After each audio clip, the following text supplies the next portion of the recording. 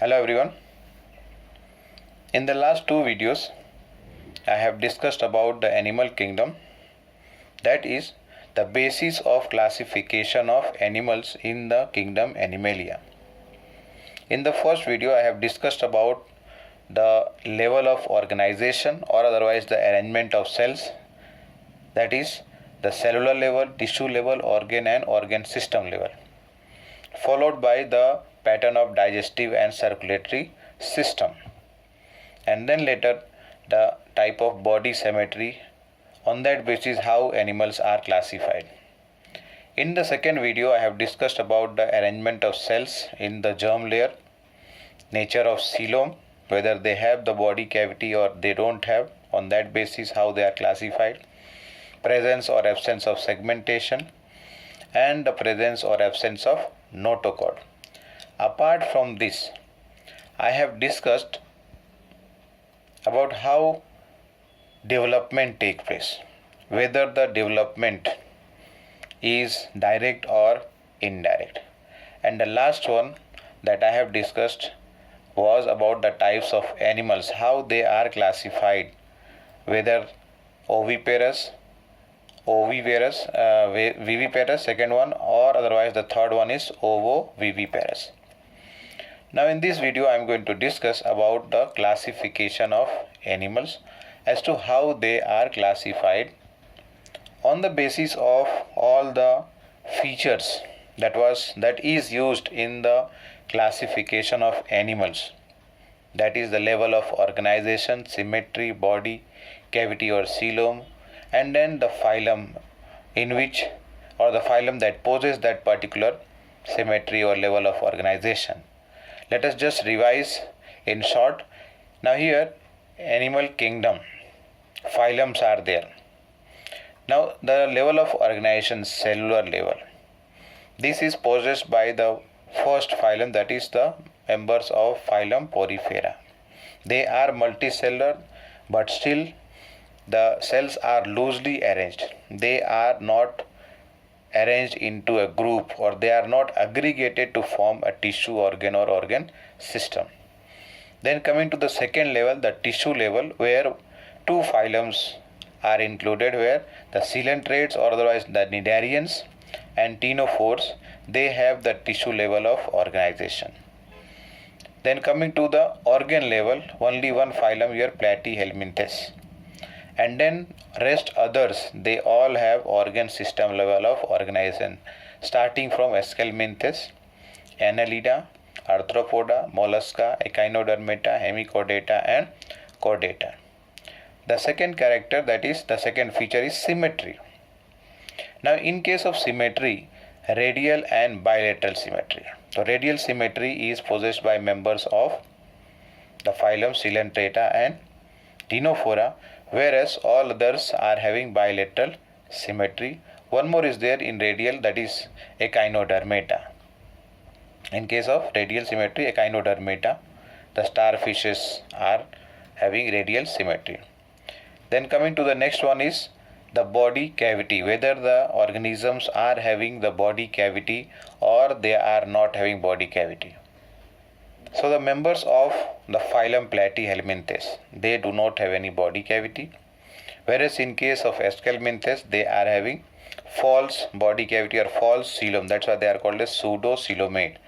And rest others are there, starting from Annelida to Chordata. All these members of this phylum are having true body cavity, and that's why they are called as coelomates.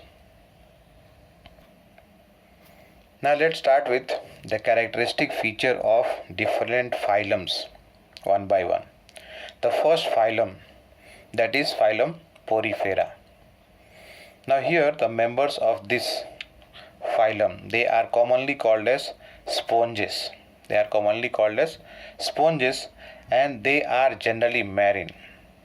They are generally marine, and most of them are asymmetrical, means their body cannot be divided into two equal half. Their body cannot be divided into two half, and that's why they are mostly asymmetrical. They are primitive organism, primitive multicellular organism, and their cells are not organized into tissues, and that's why they have cellular level of organization. In their body, they are having a water transport system, or otherwise a canal system. Now this canal system, what it has, in this figure, if you see, two figures have been shown over here. One is called as Escon type and one is called as simple Sycon type. Now if you see here, the wall, outer wall is just a straight, means it is just a plain surface, you can say, and there are very small or very minute pores here. These pores are called as ostia, O-S-T-I-A. These pores are called as ostia.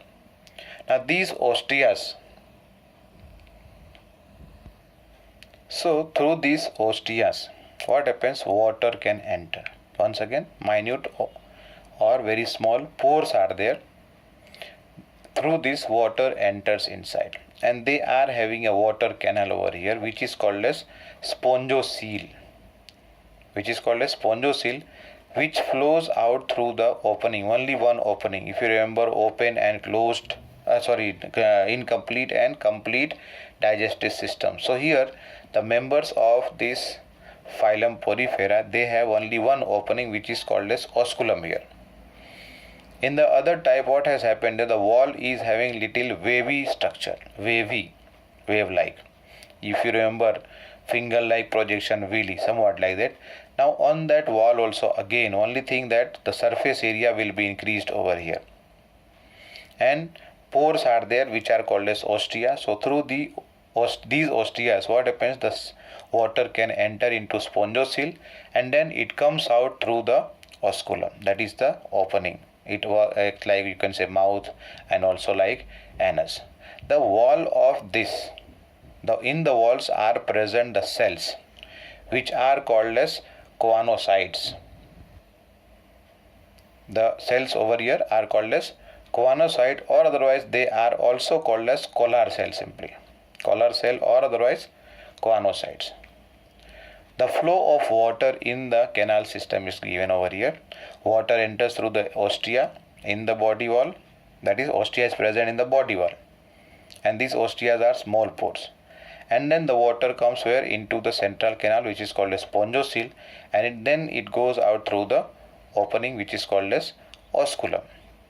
What I said here, that this water canal or this canal system, it helps the organisms in gathering the food, in the exchange of respiratory gases, that is the carbon dioxide and oxygen, and also to throw out their waste, that is for excretion purpose. The spongocoel, as I said earlier, are having cells in the wall, which are called as choanocytes, or otherwise the collar cell. Digestion. How does digestion take place? So they have digestion taking place intracellular, means within the cell over here, and the skeletal system is present, that is the skeleton to support their body, which is made up of spicules, or otherwise a fiber called as spongin fiber. As the name is related, you can say over here sponges. So spicule or otherwise spongin fibers are present here in the skeleton of the organisms here. Reproduction. They reproduce by both asexual and also by sexual method. In case of asexual method, they reproduce by fragmentation. You know what is fragmentation. When they break into more than one pieces, each of the pieces can regenerate themselves into a new or otherwise a young individual. Whatever parts is not present or it is lost, that can be regenerated back. And the second type of reproduction is the sexual method, which involves the formation of gamete. Now in case of sponges, the sexes are not separate. Sexes are not separate means what? In a body, an organism will be having both the systems, male and also the female reproductive system, and as a result of that, they can be called as Bisexual, because both the sex organs are present in the same body, or otherwise they are also called as hermaphrodite. Sexes are not separate, so that is the term used over here in case of animal is called as hermaphrodite. And in case of plants, generally we use the the term that is called as either bisexual or otherwise monoecious. Now in case of fertilization, how does fertilization take place? So that is internal. Internally fertilization takes place, and the development over here is indirect type. Indirect means the larval stages are involved over here. The young ones, when they are, you can say, coming out of the eggs, or otherwise when they are formed from the zygote, they are morphologically different. They look different from their parents, and that means what? They are having the involvement of larvae. Larval stages are there, and after some stages of development, they look like the parent organism, and that is why here the development is indirect type. The examples included here are Sycon, that is also called as Scypha, SCY, Scypha. Euspongia, commonly it is called as bath sponge. Then Chelina, that is mermaid's gloves. Spongilla, which is a freshwater sponge, it is a freshwater sponge. Then next one is Cleona, which is also called as boring sponge.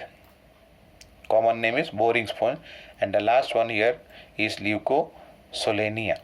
Leucosolenia. There is something here, the larval stages I mentioned here.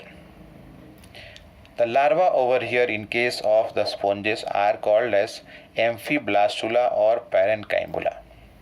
Amphiblastula or parenchyma means what? Here morphologically different or distinct type of larval stages are involved, and these larval stages, these larvae are called as amphiblastula or parenchyma, which is a free living form.